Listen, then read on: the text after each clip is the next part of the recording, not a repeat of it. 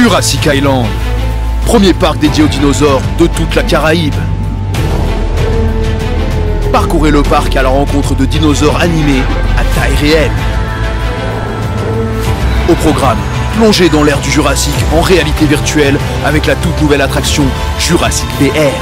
Infos et adresse sur le site www.jurassic-island.com. Venez vous fondre le temps d'un instant dans un autre monde. Mayotte, actualité. Pour l'édition du jour, immigration africaine, ce n'est pas fini. Grève à Mayotte, que reste-t-il du mouvement? La visite officielle de Marie Guévenoux, insécurité avec ce viol à Cavani et nous finirons en économie. Mais tout d'abord, à la une de ce journal, immigration clandestine avec ses interrogations autour du camp de migrants de Cavani. Nous vous en parlions dans notre édition d'hier et comme c'était prévu, 308 migrants africains installés sur le camp de Cavani ont décollé hier à destination de Paris. Ils se disent plutôt satisfaits de partir en métropole. La journée d'hier était plutôt tendue sur le stade car si ceux qui sont partis étaient informés très tôt, tous ceux qui n'avaient pas l'information ont espéré jusqu'à la dernière minute de pouvoir partir. En tout état de cause à Cavani, il reste encore officiellement 400 migrants et qui sont en attente de bénéficier d'un avion vers la métropole. Pourtant, en déambulant dans le camp, on n'a pas l'impression que 308 migrants l'aient quitté, ce qui pose la question de l'étanchéité réelle du camp. Alors y a-t-il d'autres migrants qui accèdent au camp tous les jours malgré la surveillance? La question mérite d'être posée à ce jour. 700 migrants africains évoluent du côté de Massimuni, sans compter tous les réfugiés qui sont logés à Cavani et ailleurs dans Mamoudzou, ainsi que les récents migrants admis au CRA qui, sans le laissez-passer consulaire de leur pays pour leur expulsion, pourraient être relâchés dans la nature. Le problème de l'immigration africaine est donc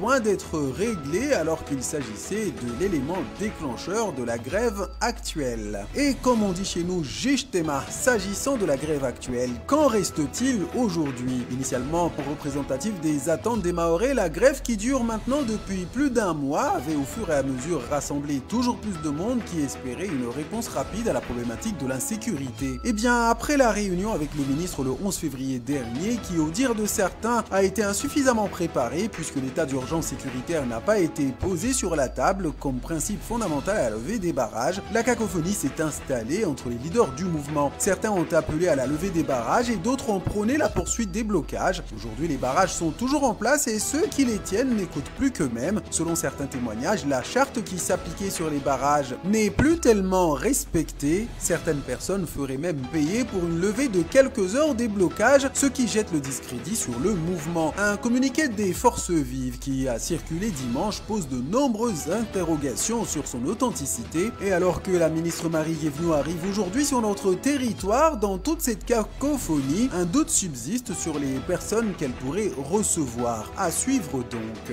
Et pour la suite de ce journal, nous enchaînons avec la visite officielle de la ministre Marie Guévenoux. La ministre déléguée chargée des Outre-mer, Marie Guévenoux, arrive sur notre département aujourd'hui pour une visite éclair, pour un double objectif, à savoir prendre connaissance des difficultés intrinsèques du département et travailler sur la loi Mayotte. Au programme, crise de l'eau avec une séquence à Mtsapéré, plusieurs séquences de travail autour du dispositif école ouverte au niveau du rectorat, rencontre avec les élus pour, je vous le disais, travailler sur la loi Mayotte et puis trouver des solutions pour sortir du mouvement social en cours, ainsi qu'une rencontre avec les acteurs économiques qui sont particulièrement éprouvés par les barrages. Selon nos informations de dernière minute, une réunion s'est tardivement ajoutée avec les représentants du collectif Les Forces Vives de Mayotte qui ont appelé à la levée des barrages. La ministre fera également un point avec les services de l'État sur l'avancée des sujets en cours et puis elle installera le nouveau préfet Vieux-Ville de manière protocolaire avec un accueil républicain. Une journée marathon donc qui ne laissera certainement pas l'occasion à la ministre de découvrir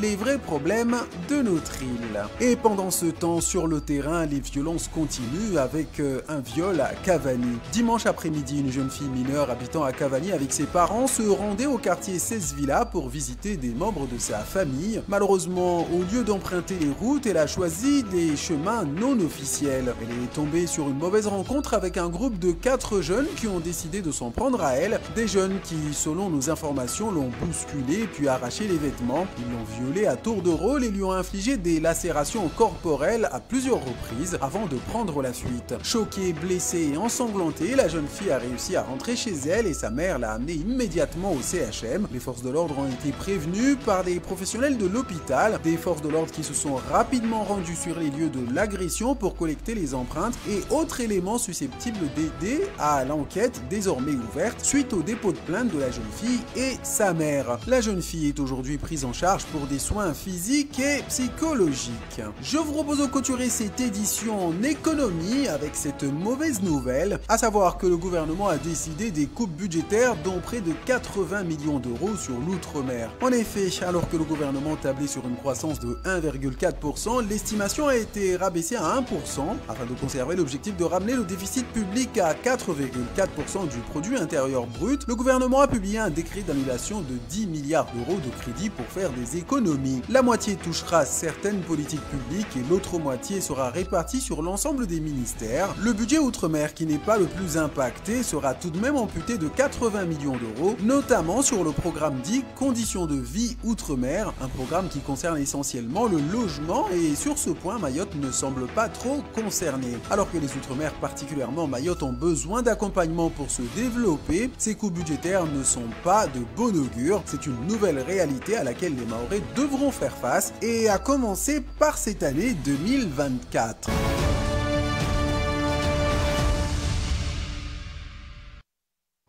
Bonjour et merci de votre fidélité. Pour ce premier temps de parole, on reçoit le président du CIDEVAM, Moussamoudine Abdallah. Bonjour. Bonjour Anne-Constance, bonjour aux Mahoraises et aux Mahorais. Merci d'avoir accepté notre invitation et d'avoir franchi tous les barrages depuis Sada ce matin pour être avec nous. Mais la situation nécessitait que vous puissiez venir. Comment va le CIDEVAM? Compliqué en ce moment parce que chaque jour a son lot d'incertitudes et des difficultés sur le terrain. On a beaucoup essayé, vous m'avez vu sur le terrain, à négocier dans les barrages, à négocier avec les leaders de ce mouvement. Et finalement, une semaine après ou 2 semaines, on a été intégré dans la charte pour qu'on puisse passer avec les camions du CIDEVAM. Mais le terrain, c'est complètement différent parce que au niveau des barrages, on nous bloque, on ne nous laisse pas passer. Alors que l'organisation du CIDEVAM, c'est toute une chaîne pour collecter les déchets.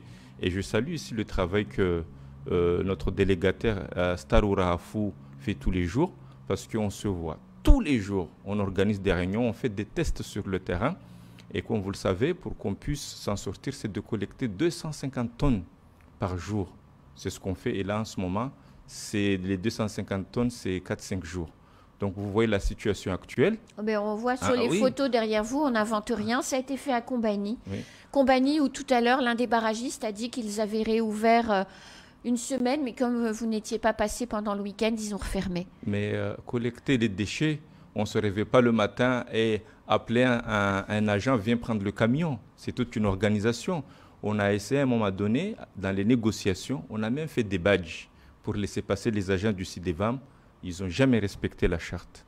On a également demandé à ce que les véhicules du CIDEVAM aillent chercher les agents. On nous a bloqués encore une fois. Donc la situation, moi j'appelle tout simplement à la raison. Parce que les risques sont importants sur le terrain, que ce soit sanitaire, environnemental. En même temps, quand il y a un mouvement social, c'est tout le temps souvent des dommages collatéraux parce que cette situation, on ne l'a jamais vue. Mais quand on voit Moussamoudine Abdallah, le tas de déchets qui est derrière vous, et il y en a d'autres que vous allez pouvoir voir dans d'autres villes de Mayotte, le problème c'est qu'on a le choléra qui est à nos portes, puisque l'épidémie semble se propager, ça y est, aux Comores. Donc des déchets comme ça, pas collectés avec une épidémie de choléra, on prend aussi ici, à Mayotte, des risques majeurs. Oui, pas que. On a aussi l'leptospirose qui peut aussi, parce que là, c'est des nidrats, ce genre de choses. Bien sûr. On connaît les conséquences avec des mouches partout. Là, en ce moment, il y a des mouches partout qui peuvent déposer des bactéries dans nos aliments. Oui. On a la dengue qui peut à tout moment... le palu. Le palu aussi. Donc, comme je l'ai dit tout à l'heure, j'appelle à la raison. Le mouvement peut continuer autrement parce qu'on a reçu le ministre, on va recevoir la ministre. Il y a des engagements qui sont pris. Maintenant, à nous de négocier. Et là, parfois, j'entends des gens qui disent que dans le courrier de ministre, il n'y a pas grand-chose. Heureusement qu'on n'est pas allé dans les détails. Les détails, c'est à nous. Les Mahorais, c'est à nous de demander ce qu'on veut avec un calendrier, des actions fortes. Il y a le Umbushu 2. On peut tout simplement dire que le Umbushu 2, on ne veut pas que ça soit comme le Umbushu 1. C'est à nous maintenant de construire ce territoire, mais avec beaucoup de responsabilité, avec beaucoup de volonté, parce que jusqu'à maintenant, on n'a pas eu vraiment les moyens pour construire ce territoire. On a la loi Mayotte qui va arriver, c'est l'occasion de se concentrer. Et ce mouvement-là, moi, je pense qu'il était nécessaire, parce que c'est les élus, d'ailleurs, qui ont commencé. Qui ne vit pas ces violences à Mayotte? Qui ne vit pas? Le Maori lambda, les élus, les services de l'État, mais tout le monde un jour a été agressé. Moi-même, mes enfants, mais tout le monde.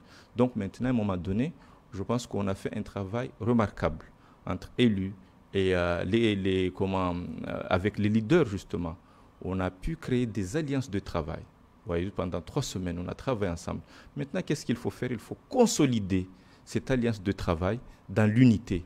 Et j'appelle ici, on n'aura pas un seul sauveur pour Mayotte. C'est tous unis qu'on pourra trouver des solutions, travailler main dans la main pour construire et développer ce territoire. Est-ce que vous attendez de la ministre qu'elle, aujourd'hui, puisqu'elle vient, on ne sait pas vraiment pourquoi en réalité, sauf qu'on a toujours des barrages, est-ce que vous attendez de la ministre que par son action aujourd'hui, qu'à la fin de la journée, au moment où elle va remonter dans l'avion ce soir pour partir, qu'il y ait un engagement pris de lever les barrages enfin? Ah oui, mais on attend ça.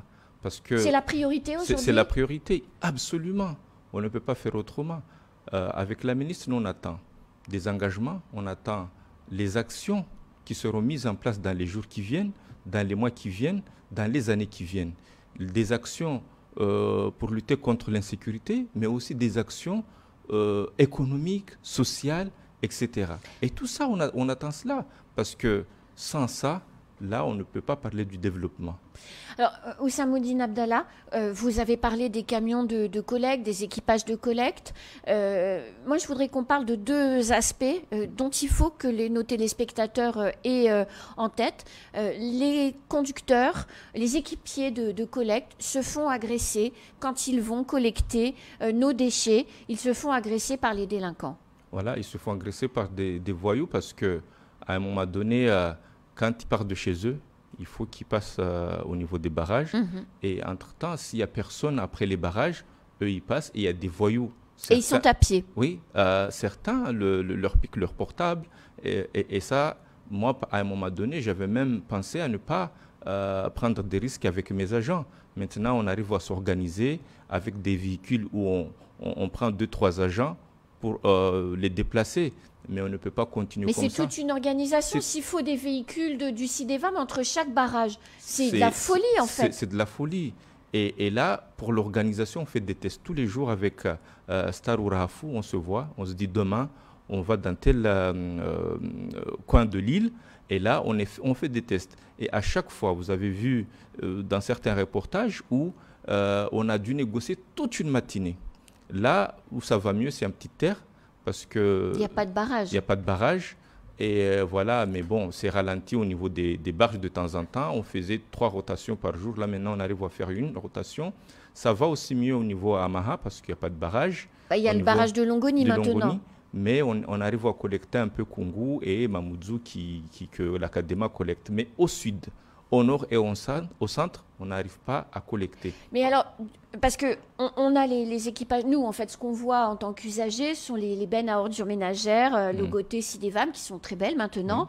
Donc ça, on les voit. Mais pour que ces bennes-là puissent tourner, on l'oublie, il faut que Star ou Rafou, qui gèrent les quais de transfert, puissent les vider. Puisque les bennes, elles ne vont pas déposer à Djoumonier. Elles déposent dans des sites intermédiaires qu'on appelle des quais de transfert. Quand ils sont pleins à craquer, on ne peut plus collecter, en fait. Donc, on a toute une organisation. C'est une chaîne qui doit se connecter.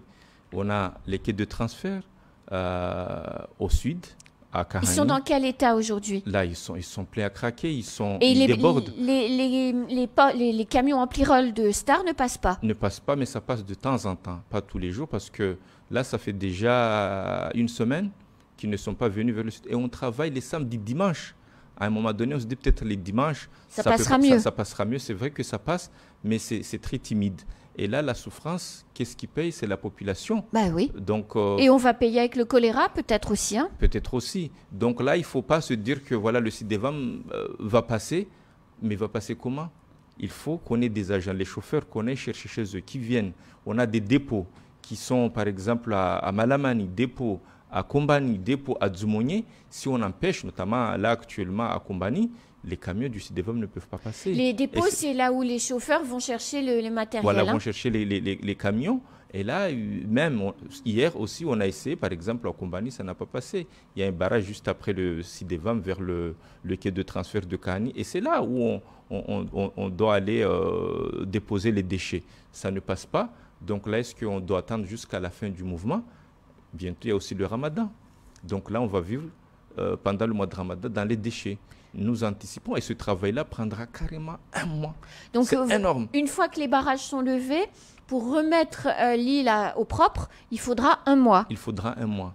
Vous voyez la situation sur le terrain. Donc le Ramadan sera, comme vous l'avez dit, Bien dans sûr. les déchets, parce que là, il suffit de faire les calculs. Oui. Ça ne sera pas propre pour le Ramadan. Ça ne sera pas propre. Et là, vous voyez, les bacs sont brûlés. Oui. Les déchets sont déposés N'importe où par terre. par terre. Regardez, là, c'est à Msamboro. Et voilà, le temps de Ou à Msangamouji, pardon. le temps de collecter les déchets qui sont par terre, là, il nous faut des camions, il nous faut Des grappins. Des grappins pour pouvoir le faire. Là, on ne les a pas. C'est la raison pour laquelle on a demandé l'aide de l'État, du conseil départemental pour Et nous des accompagner. communes, quand ils ont du matériel. Et là, je salue aussi les communes, parce qu'il y a Bien des sûr. communes qui ont quand même des tractopelles. Je salue les maires qui essaient de Bandrélé, faire qui a fait d'énormes efforts. d'énormes efforts. Et là aussi, qui a aussi ses risques, parce qu'on a les nappes phréatiques qui peuvent être touchées, endommagées. Et on connaît, il y a l'eau aussi. Là, les risques sanitaires sont aussi importants. Bien sûr. Les risques environnementaux aussi. Donc, il faudra... Parce qu'il y a des déchets dangereux dans les poubelles. Il y a des déchets notamment dangereux. des piles Voilà. avec du mercure. Ça va un peu dans tous les sens. Bien sûr. J'appelle encore une fois la raison. Il faut qu'on s'en sorte, mais il ne faut pas qu'on tue l'île. Outremernews.fr, le site de l'actualité outre-mer, 24 heures sur 24 et 7 jours sur 7. Retrouvez la chaîne Outremer News sur YouTube.